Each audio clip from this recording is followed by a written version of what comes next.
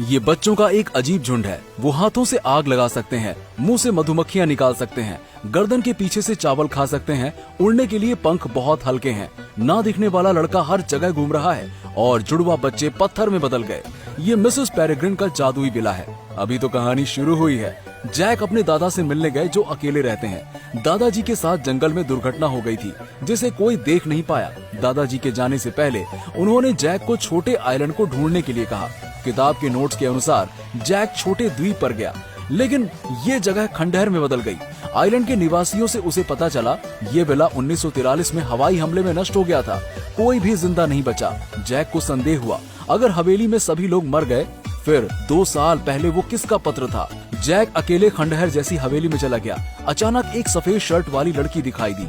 इसके अलावा 2 ममीकृत बच्चे थे। जैक डर गया और भागने लगा। वो बेहोश हो गया। जब वो उठा तो उसे पता चला कि वो एक लड़की के कंधे पर है।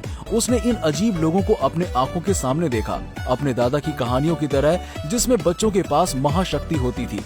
वो जैक को 1943 में ले गए। ये हवाई हमले से पहले का दिन है। विला सामान्य है। मिस पेरेग्रिन इस हवेली की मालकिन है। यहाँ कोई अपने हाथों से पानी उबाल रहा है, कोई पौधों की वृद्धि को रोक सकता है, कोई व्यक्ति मधुमक्खियों को अपने मुंह से निकाल सकता है। जैक ने एम्मा से मुलाकात की, जिस लड़की ने लोहे के जूते पहन रखे थे। ये जादुई हवेली है। इसमें कई बच्चे थे, उनमें से सबकी अपनी अलग शक्तियाँ हैं। जैक ने एम्मा को एक तार में लपेट दिया। लड़की ने लोहे के जूते उतार दिए। पंख हल्के होने के बावजूद भी वो उड़ सकते हैं। गिरती हुई गिलहरी अंदर आई। हवेली की मालकिन मिस पेरेग्रिन उस समय एक पक्षी हुआ करती थी। 1 सेकंड रुको लोहे के बटन दबाने से पहले। उसने समय में पीछे जाने के लिए बटन दबाया। वो इस तरह अनंत घेरे में चले गए। इस दौरान उसके दादा की मृत्यु हो गई। मिस पेरेग्रिन ने जैक को इसका कारण नहीं बताया। एम्मा जब वो समुद्र में गोते लगा रही थी, एक बहुत बड़ा जहाज उसकी आंखों के सामने आया। एम्मा ने उड़ाने के लिए अपनी ताकत का इस्तेमाल किया।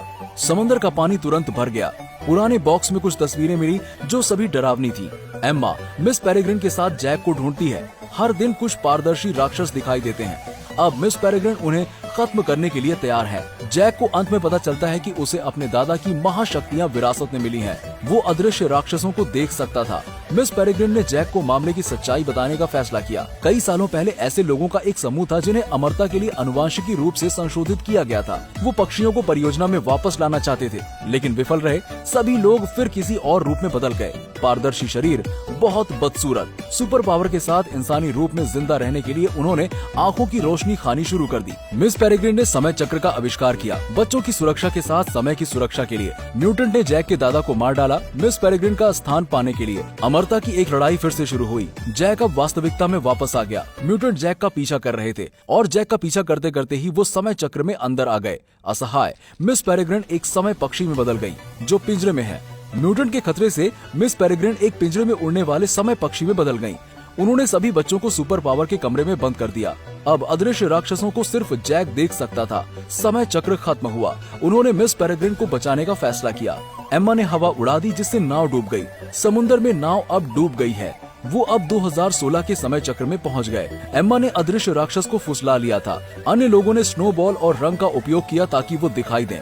कठपुतलियों ने कंकालों और अदृश्य राक्षसों की एक सेना को भयंकर रूप से लड़ने के लिए बुलाया। जुड़वा बच्चों ने अपने मुखौटे खोले, बस उनकी आंखों को देखकर वो तुरंत डर जाएंगे। उसी समय एम्मा ने हवा उड़ाई और राक्षसों को दूर फेंक दिया। जैक अभी भी अपने आप को खोल नहीं सका। एम्मा थक गई थी। उस महत्वपूर्ण क्षण में जैक ने समय पर सफलतापूर्वक पक्षी को बचाया। राक्षस जल्दी जैक के रूप में बदल गया। इसने टीम के साथियों के लिए असल नकली को भेदना मुश्किल बना दिया। माहौल घबराहट में बदल गया। अंत में नेता अपने साथियों के हाथ से मारा गया। महाशक्तियों वाले लोग अंत में सुरक्षित थे। जैक 2016 में वापस आ गया क्योंकि 1943 में राक्षस नष्ट हो गए थे। तो जैक के दादा अभी भी जीवित थे। दादाजी ने जैक को प्रोत्साहित करने के लिए उसे एक किताब दी। 1943 में साहसी प्यार की शुरुआत। जैक ने टाइम स्पेस से सारी दुनिया घूम ली थी। अंत में उसकी उस लड़की से मुलाकात हुई जिसे वो प्यार करता था। अब वो वहाँ अपने जीवन का एक सुंदर दिन दोहरा रहे हैं।